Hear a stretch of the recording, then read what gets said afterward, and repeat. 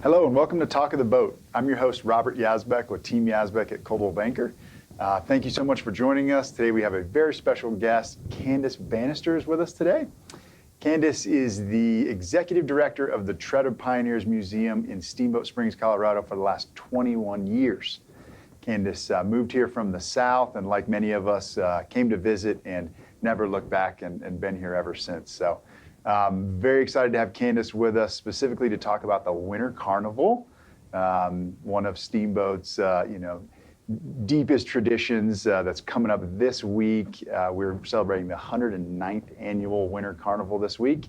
And as a historian and executive director of the Tread of Pioneers Museum, Candice came to talk all things Winter Carnival with us. Yeah. Thank you so much for joining us. You're so welcome. I'm glad to be here. Really appreciate it. So I know the Winter Carnival from living here for 20 years and, this and that, having kids grow up here and whatnot, getting involved here and there. But there's so many things I don't know, and I'm really excited to pick your brain about it. So. Well, I'm excited to share it. I think what really makes this Winter Carnival so unique is really how it got started. So yeah, tell us about that. Yeah, so skiing in the early days was really just a way to get from point A to point B. It was winter transportation. And then a man named Carl Howson came along and really changed everything. So he was down in Hot Sulphur Springs, which is very near here, and actually that's where the first Winter Carnival started. So they actually have an older Winter Carnival than we do. But they stopped it for a while. I think around the 1950s or so, they stopped it. So we have the oldest continuous Winter Carnival in the West, but they actually have the oldest, and that's where they were hosting it. And Carl Howson started there. He was there. He was there in 1913. So he was at the oldest and started ours. Right, okay. Exactly. So Awesome. He was down in Hot Sulphur Springs doing this ski jumping exhibition in this very scaled down Winter Carnival. And Marjorie Perry, who is the sister of Charlotte Perry, who co-founded the Perry Mansfield Performing Arts School and Camp, which is a whole nother subject that we could talk about. That absolutely. Whenever people say, what's your favorite thing about Steamboat? Like, what's the best kept secret? Mine is always Perry Mansfield. So we'll talk about that another time. Love it. Let's do that. So anyway, Charlotte Perry's sister, Marjorie Perry, was coming through on the Moffat Railroad. She discovered Carl Howson jumping, said, you need to come up to Steamboat Springs. So she came, she brought him up. He loved it. And actually, I have a quote here to share from Leif Howson, who's Carl Howson's son. He confirmed that as soon as his father saw the town, he immediately knew that Steamboat Springs was the place for him. The mountains, the open valleys, the ranches, and the people, everything appealed to him. So he started the next Winter Carnival then in 1914. It was on Woodchuck Hill, which is the hill below Colorado Mountain College. He did a twin jump there with a man named James Pastrude, and over 1,500 to 2,000 people, it was estimated, came to see them jump. That's it was great. Such a success that the town founders and people in charge and residents and Carl himself decided that it would return annually after that. But that really did spur, so many things for us. I mean, so many things. So not only was it this first carnival and the beginning of those events that then really took off from there. So street events, parade, all of that sort of evolved over time. And we could get into the time capsule and really look at, when was parade started? When was this started? When was that started? Yeah. But more than that, what it did is it created a love of skiing in Steamboat Springs. And it really did change that idea of skiing from winter transportation and getting from point A to point B to really enjoying skiing for fun and teaching residents, especially children, how to ski jump. Wow. So Carl Howson then built ski jumps, small ones, even had kids jumping off of his roof in Strawberry Park. Then he ended up building the first jump over on Howson Hill. And then that's when, a lot of those winter events for Winter Carnival moved over there. And people were coming then from there on all over the country to compete here. So Winter Carnival wasn't just fun. It was a full-on competition, especially the ski jumping competition. So the records that were originally being held in ski jumping were happening during Winter Carnival a lot of times, and Carl Howson and some of the other jumpers setting those records. So it was pretty exciting. But then the other thing was kind of he was the catalyst and the cascade that happened from there, was that he really did inspire those first early ski jumpers and skiers. And so our first ski jumper to compete in the Olympics, which is happening right now, was in 1932, John Steele. And John Steele was an athlete that was under Coach Carl Howson. Wow. John Steele went on to inspire other athletes, and we actually have an exhibit at the Trout Pioneers Museum that talks about this connection between how Carl influenced some of these other athletes who then came back to coach. And that's really what I think happens today in Steamboat, is we've got these incredible world-class athletes, a lot of times Olympians. When they're finished with their careers, they come back and they settle here. Yeah. And the first thing they do, and a friend of mine, Ben Barron, is another one. He just moved back to town. What's the first thing he's doing? He's over coaching Nordic Combined over at the sports club, and sending that forward to the next generation and really teaching them that it's possible to achieve greatness, and it's possible to become an Olympian because, hey, your coach is one. Right. So that's kind of how that original Winter Carnival started, and Carl Howson's legacy really can't be understated. He coached those first skiers and ski jumpers. He built the first jumps. Howson Hill was named for him in 1917. And he really instilled that idea of skiing for fun, for passion, and for competition. That's awesome. Yeah. I love it. I love that you have that history. That's so great. Yeah. So what drives you to preserve that, that historical legacy here in Steamboat? Yeah, well, so first of all, I think it's the legacy, and some of it we just talked about. The legacy is so rich and so colorful, from Perry Mansfield to our ski jump. I mean, when people talk about Olympic heritage here, I think equally known from our Olympic heritage is our involvement in ski jumping. That's really what put Steamboat Springs on the map. There's a lot of ski areas, but there's not not many ski jumping birthplaces like this.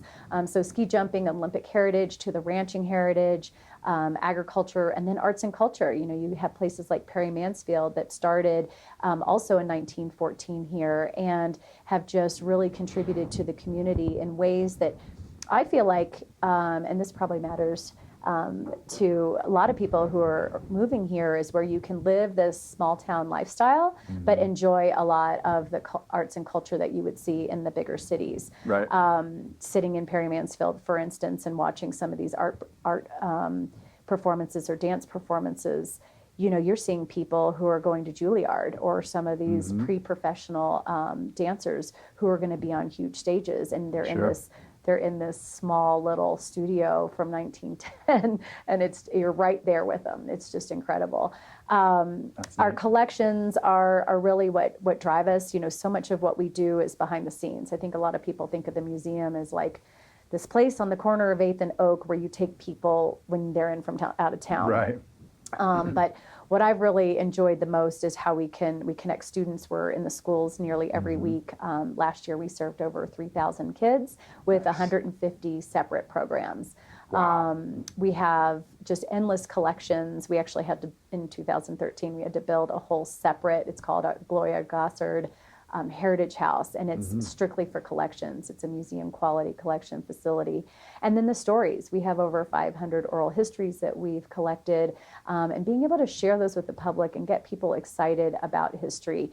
We do a lot of that through our programming and events, and it's really allowed us to connect our history with the public. And I think I've got the best job on the planet. That's amazing. Yeah. It's so important, and Yeah. you're so passionate about it. You can see that. Yeah. And you've been doing it for 21 years. So Yeah. I mean, you've had a huge impact on, Thank you.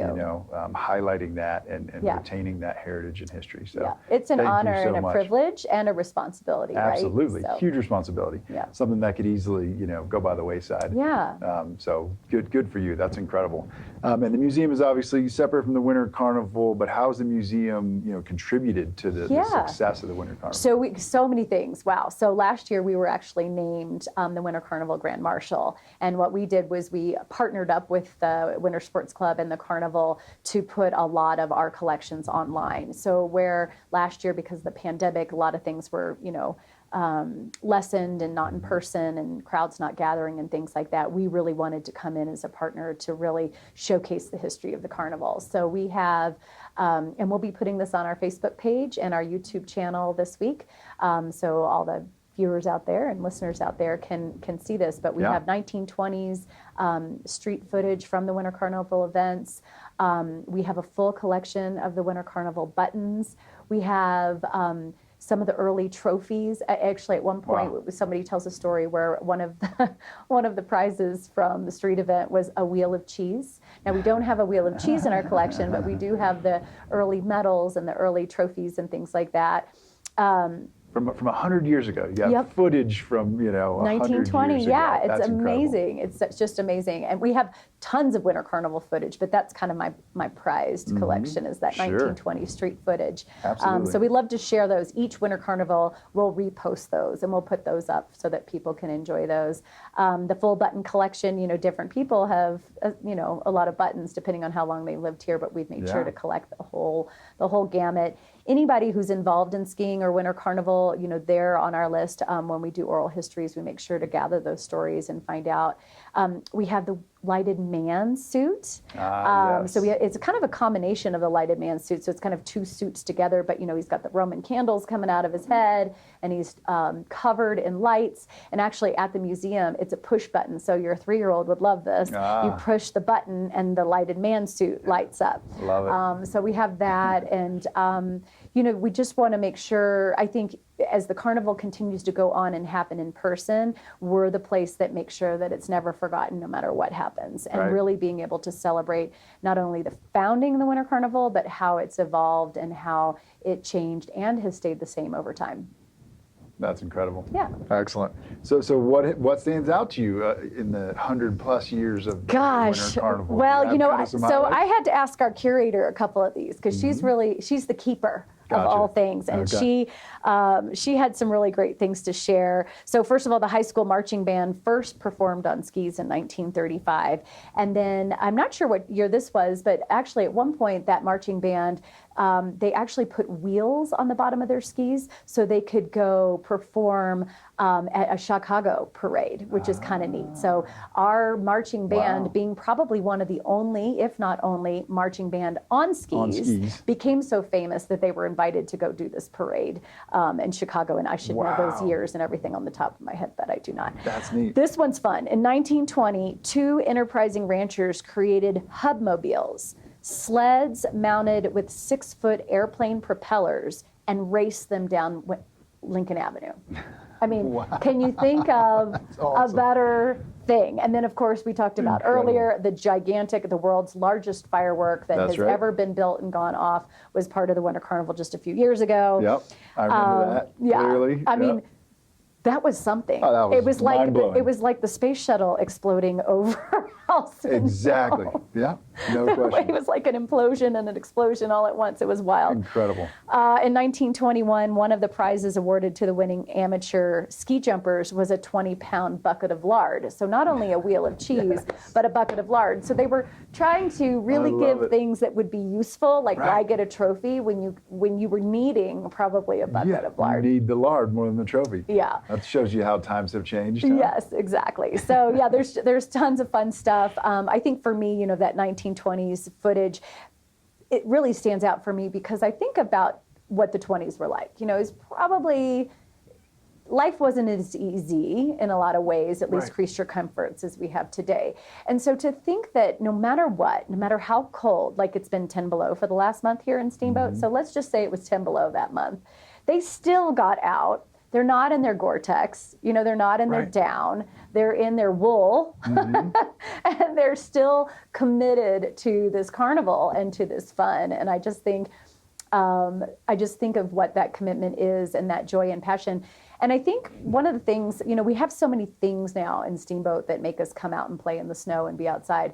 But back then, things got a little dark, a little gray, a little cold, and this was the way to come out and gather and be together and really celebrate winter, celebrate all things winter, celebrate winter sports, celebrate kids, and that part of the tradition is really continued here, and I think it's really, really important. That's incredible. I love some of those. Yeah, It's so been no fun. no hand warmers, no boot warmers, right? Well, we do no, have, we do no have this- headphones in your helmet, No, right? but we do have this.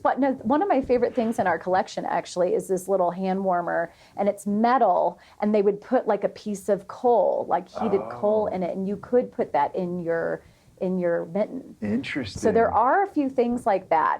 They Wow. did, in the beds, they would fill up a hot water bottle. Oftentimes metal, and that would go into the bed. Mm-hmm. So they did do a few things like that, but certainly not the gear and the insulation, technology the that we have and technology that stuff, we yeah. have now. I mean, I always say, I don't live by this, but I say this to my kids, like there is no bad weather, there's only bad gear. Right. Now, I don't follow that. I'm always cold. But anyway, but back then, like it really was bad gear and bad weather. And so they really... Well, and it was much colder then too, Yeah. right? I mean, Yeah. yeah, no question. And Wow. they were heating everything usually by like a single stove, or something like that. And so that had to heat the whole house. And Yeah. it was challenging. That's amazing. Yeah.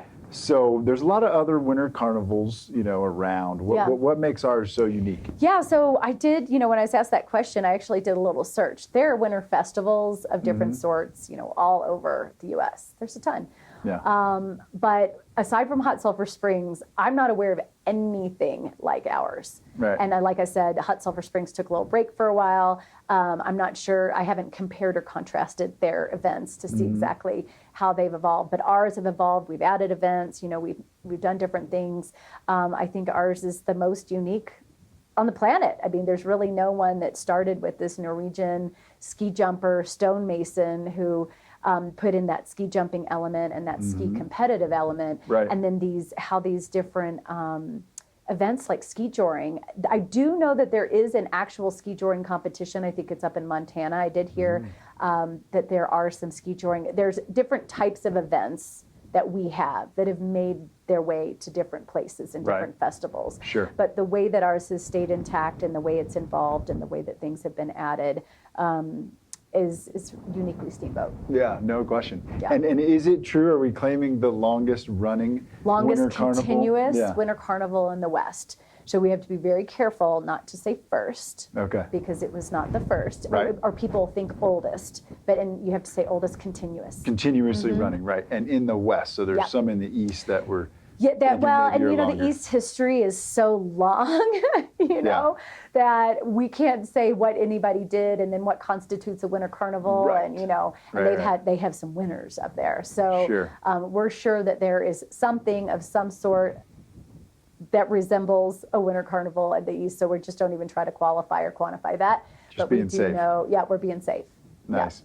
Well, it's really interesting. I mean, it's so multifaceted. No wonder it's been going on so long, Yep. right? And it's the longest continuously running. The fact that there's the competition, the recreation, the Yep. jumping, you know what I mean? And Yep. that the Olympians are, coming out of this event. Yep. And then coming back to coach and continue the Exactly. tradition. That's Well, and especially I think Amazing. that's what makes this one unique. So Yeah. I think we need to identify that this Winter Carnival is so unique because we are honoring our 100th Olympian. We have 13 Olympians at the Olympics right now. That 100th, is such a marker, and not all of them live here. Not all of them come back and settle here. Not all of them were born and raised here, but they have some sort of ties. We know we just had Jalen Koff just won a silver medal, which is Yeah. the first silver medal or first medal in moguls since 2014 for the U.S. She went to Steamboat Springs High School, so that's just so exciting for Steamboat in general. And it's that whenever you talk to Olympians, they talk about the community. It's Sure. always been it takes a community to raise an Olympian. And that community spirit, I think, really does tie back to the first Winter Carnival, how we've committed to that over time and the Right. continuing Winter Carnival. yeah, that's really neat. Yeah. So what stands out about the parade and the street events? That's always Gosh, I think that, One of the they're things. they're all so fun. I really can't point. Obviously the Diamond Hitch Parade, that's got such a history. Nick asked me, if you were going to be in one, what would it be? Mm-hmm. And I was saying it was probably going to be the Diamond Hitch Parade because it looks so relaxed. yeah, exactly. But everything else is so high stakes and dangerous, like Right. being pulled by sleds and all of these crazy things. I'm actually always surprised at how few people get hurt each year. Me too. Because Always. you've got horses, you've got snow, you've got high speeds, you've got metal objects, and kids. Oh, yeah. To me, it's a recipe for disaster. And instead, it seems to be pretty safe. And I don't think it would be continuing if it wasn't pretty safe. Yeah, I don't think I've ever seen anybody get hurt. And I've watched a ton of the street events, Yeah. and they're getting ripped down Main Street Yep. as fast as the horses can run, Yep. On not much snow, Yep. sitting over a concrete road, Yeah. and Yeah. it's incredible. I think for me too, the night show, I mean, it can get pretty cold, but the night show is so great. The way that they involve every single skier in the club, and the way that they actually take those flares and create,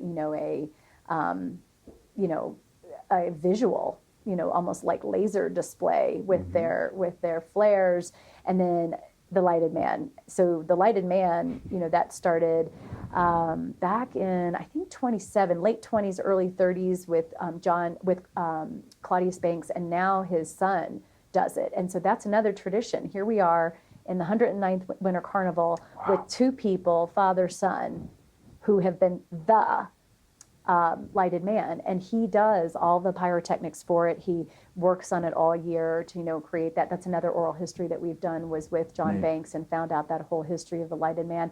And it's fascinating. When you move here or visit here, you might just look at the lighted man and go, oh, that's neat. But no, it has got this huge history that's going back like 80 years, and even how they did those early pyrotechnics. I mean, the outfit that we have on display at the museum, is basic lights, but he had fully Roman candle. I mean, I don't know how you would feel about me putting a hat with Roman candles on your head, but I wouldn't be. And it's like a ski helmet, but like with the Roman candles coming off. But now, I mean, he's got full on fireworks coming off of his pack, and that started early on. I mean, back when that wasn't even something normal, like they were doing that early on. So how that's evolved, and how those how that family has been committed to Winter Carnival, and how they've been committed to Lighted Man's pretty impressive. Yeah, that's so neat. When I first saw that, when I first moved here, it blew me away. Yeah, and we'll post that. You know what, now that we've talked about it, I'll make sure to get that 20s footage up. I'll get the John Banks interview up. We'll put that up on our YouTube channel, Tread of Pioneers, and then on our Facebook page too. That's great. Yeah. And the lighted man, you'd have to leave out of the safety conversation, probably, right? Yes. Because there's been some danger around that particular. Yes, there person. has. Yeah. Well, I know I've he seen falls, some fires, on his suit and whatnot. Yep. Just in my. Well, in one year, I years. saw it probably 7 years ago. He fell, and so then the fireworks were shooting at the crowd. Yes, I do. So I do recall that as well. wasn't good. Yeah. Everything else seems to be pretty safe, but that dedication to the lighted man is a different story. Yep. But so important and so cool. Yeah. So tell us, what does the future hold for the Steamboat Springs Winter Carnival? Well, personally, for me, being the preserver of history, I hope it just stays exactly the same. Right. I hope that we continue to have plenty of snow, and that the sports club, I mean, they've got a huge mission. I mean, that's what always amazes me, is that the Winter Sports Club, they're so busy training these athletes and taking care of these coaches and doing all they do for competitions and to, administer the club. And then they put on this gigantic event. And they're running this, right, exactly. So my hope is that they get enough support and commitment from the town and volunteers and things like that. They can continue to do this, and to do this at the level that we've experienced, because it's really special. And whether you have a kid doing, one event, or whether you just go to the night show, or whatever it is that you might participate in, it really offers something for everyone, but it keeps that tradition alive. No question. And how can people support the Winter Sports Club? Because they're the ones that are, So putting it on and my understanding is, there's a ton of outlets to be able to go buy either the neck gaiter or the button, and that is the way that you can then get into the events. Right. I think it's $10 for the button, and probably $15 for the net gaiter, and that's your entry into everything, and that's one of their fundraisers. But yeah, the sports club is our engine for our Olympians, and obviously making sure those coaches get paid a living wage here in Steamboat, which is not easy to do anymore, and really making sure that those kids that maybe can't afford to compete or buy 6 pairs of skis because they're alpine racers, supporting them. It's an incredible organization, and this is just one way we have fun and support the sports club. No question. Yeah, it's not an inexpensive sport, so no. the more we can help, the better, so Yes. these kids can keep enjoying it Exactly. regardless. Yep. That's wonderful. So we talked about, world record fireworks and Yeah. all sorts of things that have come out of the Winter Carnival. What are you looking forward to this year? What are you Gosh, excited about? this year, I think so. I have an 8-year-old and a 10-year-old. And so we always just try to make it to the night show for sure. Mm-hmm. That's really kind of our main thing and the tradition of our family. And then we try to get to some of the street events. Yeah.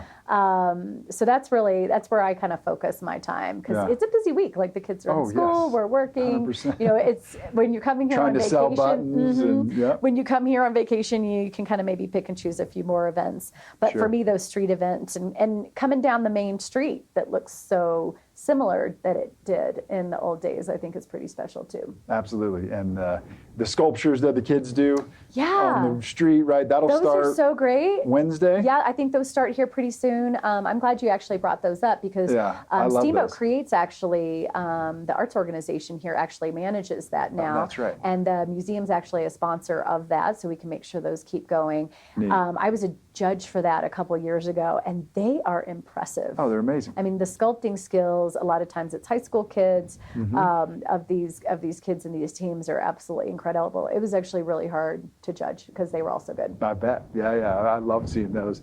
And then is it true that we're celebrating the 100th Olympian that claims Steamboat Yes, as their... that is my understanding. I just got a press release from the sports club, and part of what's making this Winter Carnival extra special is celebrating our 100th Olympian that has ties to Steamboat Springs, and they're all at the Olympics right now, and we're wishing them the best. And actually, speaking of huge. that, we actually just installed an Olympic display for all of our 2022 Olympians at the museum right now. Oh, neat. So if you want to learn more about the Olympians, we're doing spotlights on our Facebook page, but we're also have a permanent exhibit right now in the museum and at the top of the gondola. So the top of the gondola looks at everybody from 2018 prior.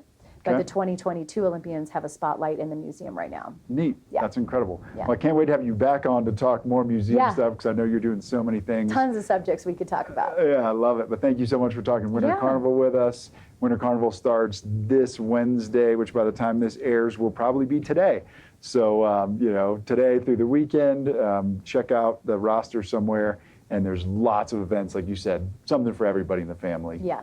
At least. So fun. Yeah. And make sure you make it into the museum. So that's Yes. what we always kind of say is while you're downtown doing the Winter Carnival street events, Right. go warm up and use the restroom at the museum. Perfect. Because that's always, it's right there on the corner of 8th and Oak. So you could get a great spot for the street events and then make it over to the museum. And still doing hot chocolate for the kids? They're doing that downtown outside. Okay. Yep. Perfect. And we're open Tuesday through Saturday, 11 to 5. Excellent. Thank you so much for being Yeah, here. you're Really welcome. appreciate it. Thank you all for joining us. Enjoy the Winter Carnival, and we'll see you next week. Blah,